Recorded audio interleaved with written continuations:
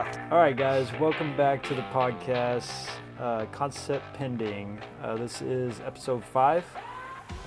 In the past, you've heard us talk a little bit about our licensed partners and utilizing their IP, and that's kind of like what our business is and what we do day in and day out, and how we develop those relationships with these folks. And today we have our dear friend Taryn with us, and she manages the majority of our back and forth with those brands and those IPs, and she does a great job. So we're so focused in design and all of that work that Taryn kind of takes a lot of the approval process and the back and forth. Sometimes she's like our best friend. Sometimes she brings us, she's the bearer of bad news a lot of times, but she does a great job. So I don't know if you want to kind of explain what you do. Sure. Thanks for having me. Yeah, just a little bit about what I do as a brand manager is I handle all of that day to day, as you alluded to. Sometimes it's being the bearer of bad news. Sometimes it's being the bearer of very exciting news, exciting opportunities that our licensors come to us first. They think, oh wow, Heroes and Villains would be a great fit for XYZ, and I get to come to you with those great opportunities. But a lot of it is dealing with those IP owners and talking to them about, are we able to do this? Can we have that creative freedom? Going back and forth on getting a concept approved, getting a sample approved, and then finally getting to have it go into production and live on the site. And it's also stuff like going to Comic-Con and those kinds of fun things, is making sure that there is a space for us at a specific convention. Will they support us on social media? Will they support us with exciting opportunities like talent wearing our products? So it's a lot of fun stuff. There's a lot that goes on behind the scenes, but overall, it's a good time. Yeah. Taryn is kind of like our conduit to the licensor. I am the middleman. Yes. And you bridge that gap. And so you manage a lot of yes, definitely approvals. And we've kind of talked about that process, right? So we design, develop, whatever. We send it over to you. A lot of times it's literally you. We're like, hey, Taryn, I have all this cool stuff. Can you get a temperature check on this, right? So a lot of times, projects may die with you right there. Yeah, right? Unfortunately. Or they may flourish, and sometimes you get a hold of the project, and then you start talking with one of our partners, and then another idea comes out of that, and then they're like, yeah, that's cool, but what if you did this? And oh, I could dig up this for you or whatever. So I don't know if you want to expand on any of those collaborative efforts that we have there. On our end, a lot of times it vanishes when we officially send it to you, right? It just goes into this ether of okay, I sent my child off to go, decide his fate or whatever. Maybe my child will come back to me. Will they return? And will they be an outstanding, gentleman or whatever? But we send it off to you, and you then are coordinating with IP, right? So what are some of the adventures that you run into along the way, if you can think of any, specifics? Sure. There have been times that, your team has had a great idea, for example, but the IP owner might not necessarily have those art assets available, right? So I get to go with them and say, this was the idea we had. This is what we did based on what is available. Is there opportunity for more? Or as you alluded to, there's even sometimes they get so excited about, oh, this is what you did with the little stuff that we provided you. I can definitely dig up something else. So there have been times that what started as maybe that little twinkle in your eye, it was 3 t-shirts, and now all of a sudden it's a backpack and a jacket and all of this stuff, or even an entire booth at a convention because of the partnership that we've been able to develop with our IP owners. It's crazy because you said there's a lot of behind the scenes. So I think there's even more than Heather and I realize these contracts are built that you kind of manage those relations, and those contracts, I mean, although they are like somewhat malleable and, we can add sometimes, right? Like in certain scenarios, but that's really interesting to me because like that's an agreement with them. Yeah, you want to talk nitty gritty? We can talk Yeah, let's nitty gritty. Yeah. Definitely my favorite part of the job is this creative aspect that we have been talking about, but there is this whole other aspect that is contract negotiation. There is, I'm sure it's no surprise to anyone, there's financial components to all of this stuff.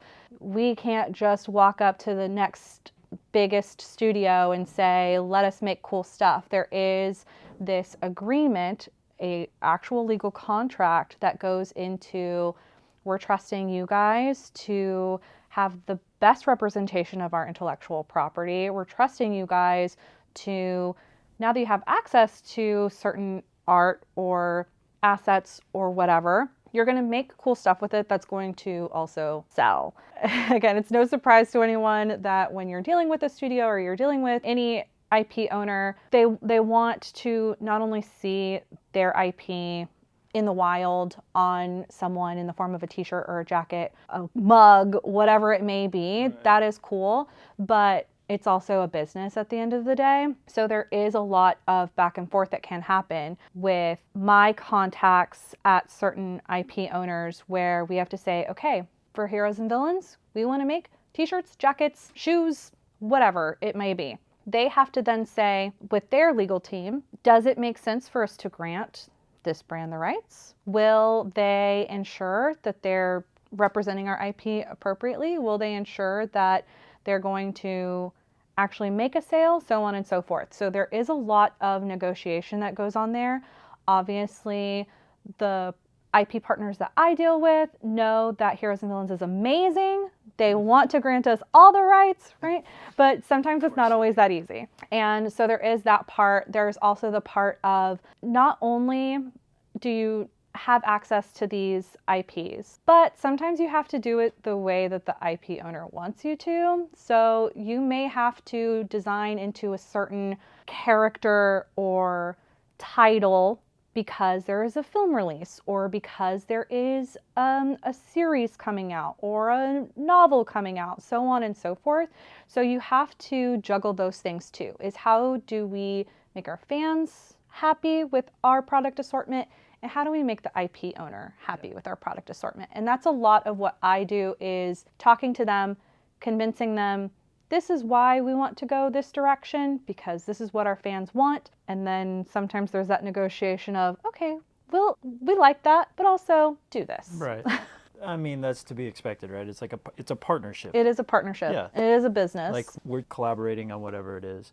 I will say, like, there's also the side of like, we're not the only ones doing this. Right? True. Like there's other brands out there, there's other retailers, there's other folks out there that are doing things similar or relatively the same that we're doing. So it's not only like on that IP owner's plate is not only to manage our relationship and our partnership, but they have to keep everybody happy, right? And they have to foster those relationships across all these other brands and retailers that we don't necessarily know or relate to, on a day-to-day. So when we come with these ideas and we're like, hey, we want to make XYZ, they're like, well, they have to protect, like, we don't want somebody else coming and stealing the things that we make, right? So like there's this weird little dance there. Dance is a great way to put it, because you have a lot of this, well, we don't want to, for lack of a better phrase, cannibalize our own business by adding another partner, right? They might have someone established that all they do is make a certain item type. And then when we come to the table and have an innovative way to also make that item type, there is a lot of back and forth and communication that has to go on with, here is why you should allow us to do that. We promise it'll be incremental to their business and not absorbing from what a competitor of ours is doing. It's all about how can we add not how can we take from someone else. Very many layers and intricacies, and channels of distribution is a common term that we all hear. Do you want to explain what channels of distribution means? Sure. High level, at the end of the day, channel of distribution is where can we sell something. Getting more, again, nitty gritty into it, is a lot of IP owners will break it out into you can only sell to a certain retail chain, to a certain grouping of retail chains. It's a pretty industry standard definition that a mass market store is something like Walmart, Target. It's a place that they have thousands of stores all across the country. Then you have something like a mid-tier channel, which is like a Kohl's, which has a lot of stores, might not be throughout the entire country. And then they start breaking it into things like specialty electronic stores, specialty movie stores. And it can get pretty intricate in that contractual negotiation process. And then there is what they call a owned and operated business part of it. So that would be like Heroes and Villains. We are doing all of the distribution ourselves. We're doing all of the designing ourselves. It is completely ours. So when we are doing these contract negotiations, obviously we want to make sure that we have that tier of distribution covered. And so that's just like another layer. So it's like this grid of like all these different things, and you can pick X amount to fill your plate, but you can't have it all, right? Like, so if we're like, hey, we want to make sunglasses, for example, like, hey, we want to make sunglasses, cool. Well, somebody's making sunglasses, but is somebody making sunglasses specifically as a direct-to-consumer brand owning it? Or are they making sunglasses to sell into Walmart, right? Like, so there's different levels that you can achieve within each category and then split it up by... Yes, and so we see, unfortunately, pretty often in contract negotiating, where they will say, okay, we'll grant you rights for this item type in this tier of distribution. You may have all tiers of distribution. However, this particular item type only at this store, which then just makes it super easy to navigate when we're designing, right? You have to keep in mind, okay, well, this can only go into Walmart. Right. Oh gosh, but somebody accidentally showed it to a Target buyer. Well, yeah, that's the end of the world. We don't like that. Yeah, and there's like so in everything that you've talked about so far, that's like based on a relationship with one IP, right? Like that's just working out the intricacies of one, and they're not all the same, right? So those negotiations apply equally as complex by each, right? So and to make it even more confusing, sometimes you have multiple contractual agreements with one IP partner over different facets within that franchise, for example. If you have someone who owns the rights to a movie franchise, and then maybe a separate movie franchise, and then maybe a TV series, those could be three separate contracts with the same IP holder, which then in turn, all three contracts could have wildly different rights. That's crazy. I don't envy you. And what's even more fun is a lot of our partners like to have our contract expiration dates around the same time. So then you are maybe for 2 years. A lot of industry standard is 2 to 3 years for a contractual agreement. And then you have to go into a renewal. And then you find yourself in renewal for multiple IP owners across multiple contracts at the same time, which is not the most enjoyable part of my job. Yeah, and so you're being evaluated at that point, right? Yes. Because this is like, hey, your contract's up. It's just like anything else, right? Like, yes, exactly. They will really look at your overall business, and they will say, okay, well, we had granted you rights for, we'll go back to sunglasses. Say, we granted you rights for sunglasses at Walmart. You made $5,000 last year. That is pennies.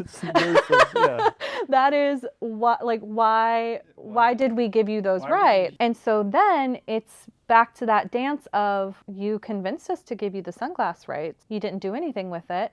So we're removing that from your contract. And maybe, just maybe, you have a situation where that $5,000 order was a test, but now they really believe in it and they want to place $5 million, and you have to then convince them, it's coming, I promise. Then you have to convince them, oh, no, please, let's retain the rights because something is coming, I promise. And sometimes it works, sometimes it doesn't. Yeah. And that's just all part of that contract negotiation too. And I mean, it's like you said, it's a business. It's a business and it's a partnership. And, you know, they put their trust in us that we're going to treat their IP with respect, that we're going to make them money at the end of the day. And a big part of my job too is maintaining that relationship with those IP owners, because we want them to trust us. We want them to want to work with us. And so sometimes my job is chasing down salespeople or chasing, you know, you down, like, hey, why isn't your team designing into this particular title? Because we do have an obligation to our partners, and just as much as we expect them to give us cool art and give us approvals so that we can make this stuff, like, we owe it to them to then use those approvals to generate something, generate sales. Heather, do you have any questions, or what's your understanding? I mean, have you worked in license like your entire career, or no, actually you were at Fossil and then you did? Yeah, this is actually my first time working with licensed product. There were times when I was doing like dance uniforms that they wanted to do, I think like Jurassic Park was one, and I think Apple, they wanted to use elements from brands. And I actually had to explain to the teams why we couldn't do that, because that company didn't have any licensing agreements, and I had to explain to them, we will get in trouble for making money off of their property. You can get sued. Yeah, and so I knew a little bit about it, enough to know that we couldn't do that at that point, but this is my first time actually working with it. And one of the interesting things about Heroes and Villains is that we don't just take their assets and put it right on product. We get creative and put a new spin on it and make in-world apparel and use little elements that other brands might not be noticing that the fans will recognize. One of the things our customers say a lot is the subtle details that we put in that they really appreciate, and making clothing that doesn't overtly look like it's licensed, but the real fans know. And that has been a really interesting puzzle to solve, making sure that we're staying true to the HV style, but also that we're still making the licensors happy and that they feel that their IP is being represented properly, like you said. Yeah, that was something I was going to say too, is sometimes you do have that, we want to make something really subtle and cool and a little nod for the fans, and then you have an IP owner that says, well, there isn't enough IP. Right. How's anybody going to know this is mine? And so that concept is really interesting. Yeah, is how do you make the fans and the IP holder happy sometimes? And you have to teach. So Heather does a great job in research and R&D and like pointing things out, and that's a big part of it. And so, you know, a lot of our licensors, when we work with them, they will point things out as well, right? Like white space in the market is what we're always looking for. Everybody's always looking for white space in the market, right? Like, oh, this is being done, but is it being done this way? Or this is being done in generic apparel. Nobody's tapped into the license side of this or whatever, right? So I think that like a lot of times with those, you know, acquisition of rights or distribution tier or whatever always comes from that due diligence and research and just like digging into the facts of like, if I can show it to you on paper, like, hey, it's right here. This is the white space and this is where we want it. Like, people sometimes don't see it until you show it and you're like, hey, here it is. And then the licensor is like, oh yeah, I get it. Yeah, cool. Okay, yeah, that makes sense. Let's go. And that was our pitch, like with Heroes and Villains, was basically what you're saying is like to keep it true to the fan. This isn't being served out there. Like, we want to focus specifically in that direction.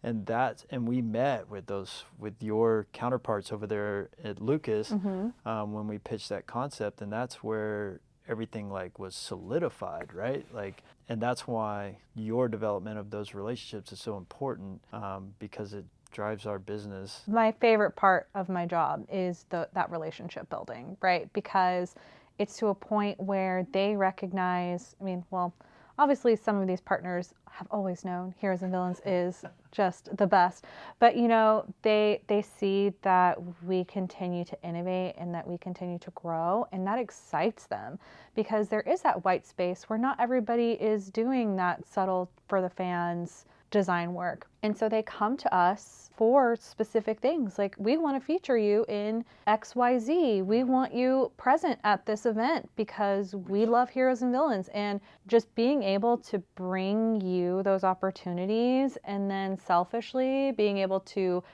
go to those events or go to, see it come to life. It's really cool. Right. Yeah. So just take a step back and talk about Taryn real quick. Taryn's a huge fan. So I am. You're like super into everything that you're dealing with, so Yes. it makes your job a lot cooler, right? That is true. I really do love working in licensed merchandise because I am a huge fan. Not to plug the brand too much, I know that's why we're here kind of, but I wear Heroes and Villains stuff, not just because I work here, but it's because it's really cool, right? And I like wearing those items and getting to see those items come to life and then add it to my closet, whatever, because I'm super into it. Yeah. And so it does make my job a lot easier when we can, even Doug and I just collaborate. We might be watching the same series as it's coming out, and we'll watch it the day it comes out, and then we're like, hey, wouldn't it be cool if we made that into a shirt or made that into a jacket?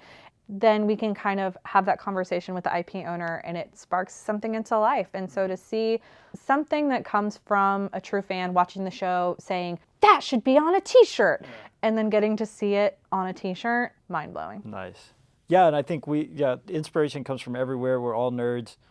Taryn's a super nerd. The cool thing a lot of times about you is that you have some inside information sometimes. You get to find out stuff long before a lot of other folks do, even us. Yeah. I do have to sign a lot of NDAs. Yeah. Yeah. And I'm sure that's difficult, being like a super fan and stuff, to contain yourself and not be like, oh my God, guess what? But that is the hardest part of my job. But what's funny you bring that up is, even though I do get to sometimes be privy to certain things, like I'll just brag on myself a little bit. I've had the pleasure of going to a movie set where an upcoming film was no actors and stuff were there. They had wrapped shooting at that location, but it was still cool because I got to see the set and look at the props and got to hear stuff about the plot of the film that no one else knows. And I'm just bursting to tell people. And I can't, because I signed an NDA, and I wouldn't want to ruin anything for anyone else. I know I hate when I used to really hate when I got spoilers. Now it's part of my job. But I don't want to give spoilers to anyone else, but it is helpful to have that insider information, because I can say it might not be a bad idea if you continue down the route you're going. When we're looking at new ideas for product, it's awesome, it's cool, but it's a blessing and a curse. It's a blessing and a curse. But what is nice about the IP owners that I particularly work with is they do a pretty good job of not spoiling everything, so I can still go to the movies and watch it. Watch the series or TV show or movie or whatever, and still be shocked and surprised. So it's not all spoilers everywhere. So you physically go and meet with a lot of these folks. Has the pandemic changed the dynamic with this world? 100% the pandemic has changed this world. I started on this team in 2021. So I don't have a lot of experience of how things were pre-pandemic. But from what I've been told, like the movie set visits was something that regularly happened. Yeah. I have been to one since 2021, right?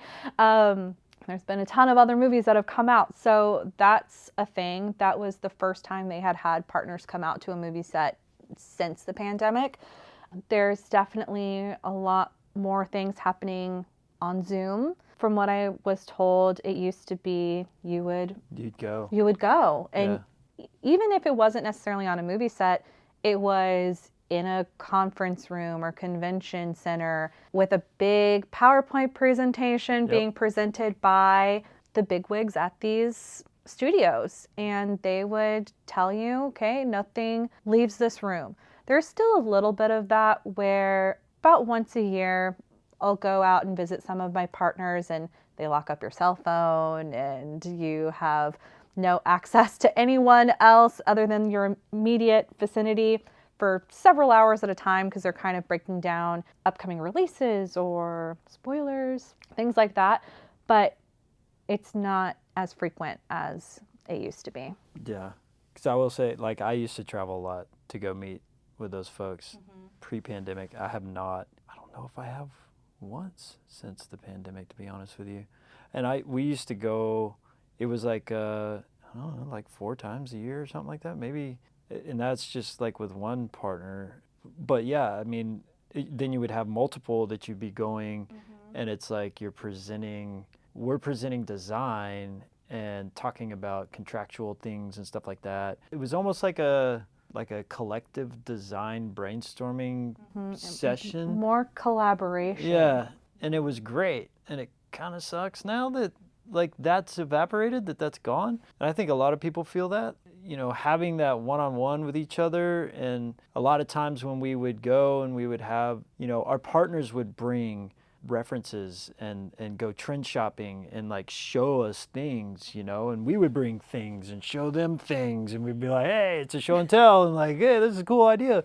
We would, I don't know, it kind of sucks now to like not have that part. But I think that, you know, also on the flip side of that, like the pandemic also opened up like you're in immediate contact with everybody at all times, right? So it's like it's a different dynamic. It's not, to me, it doesn't feel as collaborative, because when you're collectively together in a room looking at stuff, that's when you're collaborating. But it's nice that we can have direct feedback virtually any time at any moment. But yeah, things have changed. Having Taryn is a blessing. And again, like I said, Taryn only manages a percentage of those IPs, and she is our point person for Heroes and Villains. She believes in the brand. The conventions are a great call out because that all derives from our partnerships. Well, a lot of them do. You know, I guess New York is kind of like our own thing, but Yeah. you know, San Diego is kind of driven by that. Yeah, she's a huge part of the team, and I think everybody can agree that she's the right person for the job. Do you have any other insights or questions I know, like, as a new licensed designer, like, I know when I started doing it, I was like mind blown. Like, I couldn't believe that I had access to this art and this IP and stuff, but I was young at that point. I mean, I guess I'm a little more callous now, but like oh, just another movie. I was blown away, like in the beginning, you know, but that was years ago. I don't know. Yeah, I think there might have been a slight amount of overwhelm, but not necessarily in a bad way. Just the first time getting logged into the websites where I could just pull artwork and some of the characters that I've like loved and relate to and have been like following for years and years, getting to like see this art and actually download it and like see the high res and the detail and like play with it in Photoshop or Illustrator, and it was pretty exciting. Yeah, I was definitely mind blown myself. I mean, I still get a little starstruck, isn't maybe the right word, but it's pretty close. When I see a new asset from like an upcoming movie or something, I'm like, I can't believe I'm one of the first people to look at this. You know, or whenever I have to sign a new NDA, I'm like, this means I'm gonna get to see some cool stuff. If you have pets, you could potentially tell your pets these things that you're bursting. Oh, that is such a great idea. Right? Tell them all about it. My dog is gonna learn every secret of every studio from now on. So no one hack my dog's brain. Thank you. What's your favorite character, favorite property? Oh, my favorite property. It's kind of a loaded question. It is a loaded question because it could change from day to day. But I'd say the fandom I have been a part of for the longest amount of time is Star Wars. I grew up watching those movies, and so when I joined this team, I was like, I just want to see all the Star Wars stuff ever. Because, yeah, that was just such a big part of my childhood, and then my adulthood as well. It's still a big part of my life. So that's definitely a favorite. I'm mad about Grogu. He's my favorite. It's a basic answer, Okay, but so he's so cute. Grogu, like working with Lucas, like, okay, we knew the Mandalorian, right? And we knew like this is gonna be cool, da da da da. And then freaking Grogu pops up. They hid Grogu from Nobody knew. everyone. Nobody knew. That was probably the craziest plot twist, Dude. period, because, as I mentioned, usually we have some insight into some spoilers. We know what characters are usually going to show up in things, and Grogu was nowhere. No. He showed his little cute face on the show, and everyone lost their mind. Yeah. It wasn't even like a thing, and like I don't even know that the folks that we work with on that side even knew. I don't even think they knew. Like, our contacts had no clue. It was only Jon Favreau, Which is crazy. Dave Filoni, It's crazy. Pedro Pascal. Those are the only people that knew Like, this thing was happening. Great kept secret. I don't know, like maybe they didn't know or think that it was going to be like that Grogu was going to just take over the world like he did, but it's crazy that they kept it a secret like that, because I was like, what? Why did we not know about this, Taryn? Why did we not know that there was a little miniature Yoda? Oh my gosh. Do not say the language, miniature Yoda. That is Sorry, so... yeah. Take out baby Yoda. Do never Yeah, say baby never. Yoda in my presence. Right. It's triggered. Grogu, when he showed his little face, no one knew it was coming, and every tier of distribution, we're bringing it back. Every tier of distribution wanted, at that point, the child. The child. He didn't even have a name at that point. He didn't have a name. That's right. Mm-hmm. The child. And everybody called him Baby Yoda. Everyone. Everybody did. Because that became a search term, too. Oh, I know. And, like, you could search Baby Yoda, and that's who it was. And then it was the child. And then he became Grogu. And it was like, what is happening right now? Like, what's funny is then Lucasfilm tried to make people switch to Baby Grogu, but that does not have the same ring to it. No, because Grogu is the baby. Yeah, why would you call him Baby Grogu? But he's not quite a baby. Small. He's 50 years Yeah, old. he's But like he's 50 years old. But I guess with a life expectancy of whatever it is, like 350 years or whatever, he's relatively young, right? Yeah. Youth. He's a youth. He's a youth. He's clearly playful, childish. Likes shiny things. Yeah. But yeah, I mean, that one, okay, so that was one. I can't think of any other, like, particulars that were just, like, mind-blowing. Another one for me, I know there were so many rumors circulating, but No Way Home, Tobey Maguire and Andrew Garfield coming back as Spider-Man. Oh, yeah. Yeah. That was That's one true. that Yeah. Marvel was absolutely insistent. It's not happening. It's just rumors. It's not a thing. It's not a thing. And then, of course, Sure everybody enough. goes to see the movie, and myself included. I freaked out. I was like, I can't believe they're actually here. And that was a big one. It wasn't maybe as earth-rocking as the Grogu reveal, but that was still a pretty big one that they kept secret for a long time. I question whether or not they knew that Grogu was going to be such a big deal. There's no way. You know what I mean? Right? And now it's all about Grogu. It's crazy. Anyway. It is interesting to see what fans gravitate towards. Mm-hmm. Yeah, it's like... which things blow up. Yeah, and some things, like, okay. let's go back to The Phantom Menace and and Jar Jar Binks. Mm-hmm. Right? Like, I bet you think they had money on the table? Like, this guy is gonna kill it. I guarantee you, they thought this guy is gonna be the next big thing. Yeah. He's gonna be on everything. That's what I'm saying. Like, he's on the Wheatie box, and he's like, he's like, this is the guy. Because if you go back and you watch the movie, it's like you get what they're doing. They're trying to make him the hero, by accident, right? Like, oh, he accidentally saved the day, and he's goofy and he's fun, and but dude, like, I can't stand being around that guy. Like, you know what I mean? Well, and what's so funny is, we've come so full circle with that prequel trilogy. Is what's funny is you and McGregor spoke on this recently on a talk show, is when those movies came out, everybody hated them.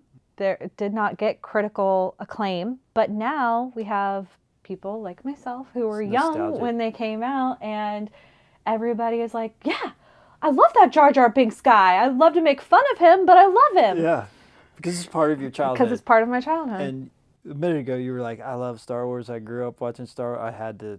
My first thing that popped in my head was like, yeah, you grew up watching the prequels. Because, I mean, I was stoked when those came out. So I'm older than everybody in this room. So those came out when I was in, like, I guess, like middle of high school sometime. Like, I guess maybe I was like a sophomore in high school or something. You were too old to think Star Wars was No, cool. I was stoked. Because I mean, like, I watched, I was super into the Star Wars from the beginning, from when I was a kid, because my parents were into Star Wars. My cousins and aunts and everybody, like, we had the little action figures and the Darth Vader case and all that stuff. And it was more my cousins that kind of drove me that way, because I'd go hang out with them and then I'd see all the cool stuff they had and I'd be like, wow, this is freaking cool. And they were like a little older than me. And so I was stoked for Star Wars when it was coming out in the 90s. And I remember vividly, my buddy at school being like, bro, we got to go see it. It's coming out. We got to go see it. I'm like, yeah, let's go. And so it was a bit of a letdown. I'm not going to lie. And I hate to like bash those, but I still think episode 1 is pretty solid. Like, but anyway, there's a funny story tied to that in terms of like what we do that I've heard before. And I may have told you this before, but Darth Maul was the biggest damn thing on the planet. Darth Maul was enormous. And that was before anybody ever saw Darth Maul, right? So like leading up, you get the poster, you get the trailer, right? And like you get this glimpse of like this super villainous dude that's like crazy looking with horns sticking out of his head. And he's got, this, well, I guess they didn't reveal the lightsaber, I don't think, until like you actually saw him like put the two hilts together or whatever. But he was a big deal, right? And that film released in holiday. And so they had all this marketing building up to this release. Every damn kid on the planet was Darth Maul for Halloween, right? So like they bought the market was flooded. They brought in all of this Darth Maul stuff. Everybody went bananas, bought the hell out of it, sold out before the film launches. So all the retailers are like, oh my God, we got to get more Darth Maul. Oh my God, double the order, 50,000 units, whatever. They bring in all these units. Movie launches, Darth Maul's not selling anymore after that.